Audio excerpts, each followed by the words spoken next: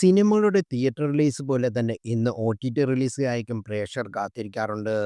Theatre release പോലെ തന്നെ festival സീസണുകൾ ഒ-ടി-ടിയിലും ശ്രദ്ധേയ ചിത്രങ്ങൾ ഒരുമിച്ച് എത്താറുണ്ട്.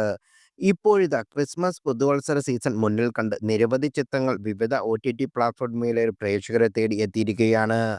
മലയാളത്തിലും പല ചിത്രങ്ങളും ഒ-ടി-ടിയിൽ എത്തിയിട്ടുണ്ട്. ഇനി എത്താനിരിക്കുന്നവയുണ്ട്. അവ ഏതൊക്കെയെന്ന് നോക്കാം. അൽതാഫ് സലീം, അനാർക്കലി മരക്കാർ എന്നിവരെ പ്രധാന കഥാപാത്രമാക്കി സതീഷ് തൻവി സംവിധാനം ചെയ്ത ഇന്നസെന്റ് സൈന പ്ലേ ഒ-ടി-ടിയിൽ ഇന്ന് തൊട്ട് പ്രദർശനം ആരംഭിക്കും. മലയാളത്തിൽ ഈ വർഷത്തെ ഏറ്റവും ശ്രദ്ധ നേടിയ ചിത്രങ്ങളായ എക്കോ ഈ മാസം 31-ന് എത്തും. നെറ്റ്ഫ്ലിക്സിലൂടെയാണ് റിലീസ്. റോഷൻ മാത്യു, സെറിൻ ഷിഹാബ് എന്നിവരെ പ്രധാന കഥാപാത്രമാക്കി പ്രശാന്ത് വിജയ് സംവിധാനം ചെയ്ത ഇത്തിരി നേരമാണ് മറ്റൊരു ചിത്രം. നവംബർ 7-ന് തിയേറ്ററിലെത്തിയ ചിത്രമാണ്. സൺ നെക്സ്റ്റിലൂടെ ഈ ജനുവരി 31-നാണ് റിലീസ്. മമ്മൂട്ടി പ്രതിനായകനായി എത്തിയ കളങ്കാവൽ ഒ-ടി-ടി റിലീസ് അല്പം മുൻപാണ് പ്രഖ്യാപിച്ചത്. സോണി ലൈവിലൂടെ ഈ മാസം ചിത്രം സ്ട്രീമിംഗിനെത്തും. എന്നാൽ റിലീസ് തീയതി പ്രഖ്യാപിച്ചിട്ടില്ല. പൃഥ്വിരാജിന്റെ ജയൻ നമ്പ്യാർ ചിത്രം വിലായത്ത് ബുദ്ധയും ഷെയ്ൻ നിഗത്തിന്റെ ബൾട്ടയും വൈകാതെ പ്രതീക്ഷിക്കാവുന്ന ഒ-ടി-ടി റിലീസുകളാണ്.